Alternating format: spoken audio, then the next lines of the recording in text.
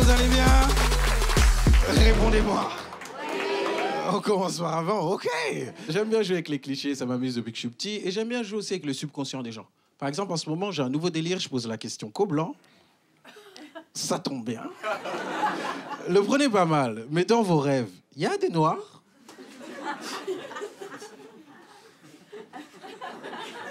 Et là, j'aime bien, parce qu'il y en a, ils cherchent. Je pose la question que pour ça, juste voir des gens faire... On me l'a jamais posé, cette question. Dans nos rêves aussi, maintenant. Il y en a, ils me regardaient mal. On n'a rien dit pour la petite sirène, mais là, ça va trop loin. Et cette question, je la pose depuis pas longtemps. Et j'ai un pote, c'est un rebeu, il m'a dit « Ouais, moi, un jour, j'ai rêvé que j'étais noir. Je me suis réveillé, j'ai fait « Hamdoullah ». Je lui ai dit « Ah ouais, moi, un jour, j'ai rêvé que j'étais rebeu. Je me suis réveillé, j'étais en garde à vue. » On n'applaudit pas ça. Non, le vrai truc qui me fait flipper, moi, en ce moment, je sais pas si vous le ressentez, moi, c'est le climat, la planète. Vous en battez les couilles. Les gens m'ont regardé, frérot, fais des blagues comme les autres, s'il te plaît. Non, je vais pas faire l'hypocrite, hein. J'ai jamais été écolo ou quoi, mais on a tous besoin d'un déclic pour le climat. Moi, ça a commencé le jour où je suis sorti de chez moi, j'arrive sur le parking, là, je vois toutes les voitures, elles sont oranges. Tout est recouvert d'une matière orange, là, je bug, je dis, c'est quoi ce bordel? Et là, il y a une voisine, elle débarque de nulle part. Hein. Elle me dit, c'est le sable du Sahara. Et je dis, le sable du Sahara? Dans le 9-3? Je me dis, elle a fumé quoi, celle-là? Je monte dans ma voiture, je mets le contact, et là, j'entends à la radio que c'est vraiment le sable du Sahara. Et vous savez ce qui m'a choqué? C'est même pas l'information, hein. C'est la manière dont elle me l'a dit. Elle m'a dit ça comme si ça arrivait tous les 15 jours.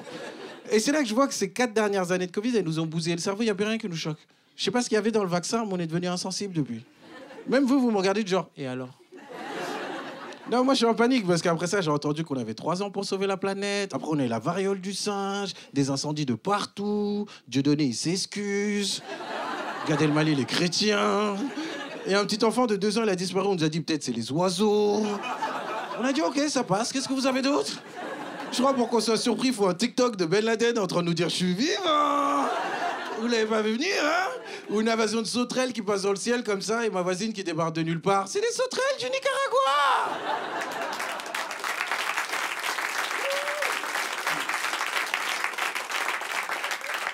Vous applaudissez, mais moi, depuis, je suis en panique. Il y a eu quoi d'autre encore? Il y a les agriculteurs aussi, ils ont retourné la France. Au salon de l'agriculture, ils ont bousculé des CRS. Et vous avez vu, il y a une petite polémique comme quoi les policiers sont dociles avec eux, alors que nous, quand on manifeste, on se fait tabasser. Mais ce que les gens, ils oublient, c'est que les agriculteurs, ils ont un canon à fumier. Je répète, peut-être le micro, il bug. Ils ont un canon à fumier. C'est une arme de dissuasion massive. Je suis désolé, mais personne n'est formé pour ça. Moi, je suis du côté de la police. Jamais de la vie, je vais au taf, je me fais asperger de merde comme ça. Tu rentres chez toi, ça a été le boulot, ta gueule! J'ai rien qui va. On a eu quoi d'autre encore? Le projet de loi immigration. Ah, ça a tendu ma famille. Hein. Vous, apparemment, ça va? Non, nous, on a un groupe WhatsApp, l'ambiance, elle est tendue, je vais pas vous mentir. Moi, ça va encore, je suis né en France, j'ai la nationalité, mais au-dessus de moi, j'ai 2 frères qui peuvent avoir la nationalité depuis longtemps. Mais on s'en bat les couilles, trop de paperasse, flemme. Là, dès que le projet de loi il est passé, je leur ai fait une blague, ils ont pas aimé. J'ai envoyé ma carte d'identité avec bonne chance.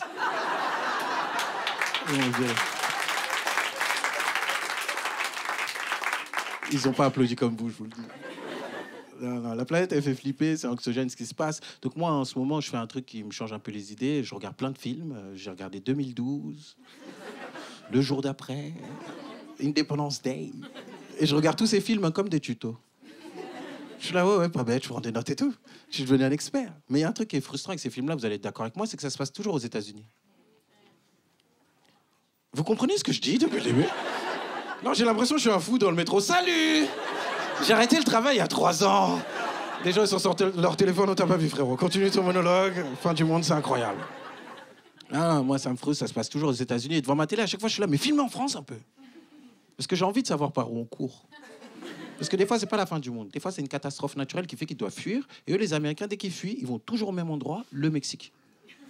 Dès qu'ils fuient, ils vont au Mexique. Je me dis, mais nous, on doit aller où? J'ai fait le calcul. C'est l'Algérie. La tête de ma mère que c'est l'Algérie. Et c'est même pas pour la blague que je vous dis ça. Je suis vraiment allé sur Google, au niveau de la latitude, je vous jure que c'est l'Algérie. Et là, je dis ça, il y en a qui ont rigolé, mais d'autres qui m'ont regardé, genre, plutôt crevé. On n'ira pas. Non, il faudra y aller, il faudra fuir. Mais ne prenez pas exemple sur les films américains. Encore une fois, il y a toujours un scénario que je trouve pas du tout crédible. T'as toujours le papa, il est là, il dit à sa femme, va chercher les gamins pendant que je charge le pick-up. Ils montent tous dans le pick-up. Et là, boum, ils tracent. Moi, je connais pas la circulation aux États-Unis. Mais je sais qu'à Paris... Le périph', il est bouché du lundi au lundi. Parce que les gens vont au boulot. Tu t'imagines le jour où tout le monde voudra sauver sa peau. Et je sais qu'il y a quand même des teubés, ils vont la tenter. Ils vont être là, non mais t'inquiète, j'ai mis Waze, ça va le faire. Et tu vas mourir bien vite.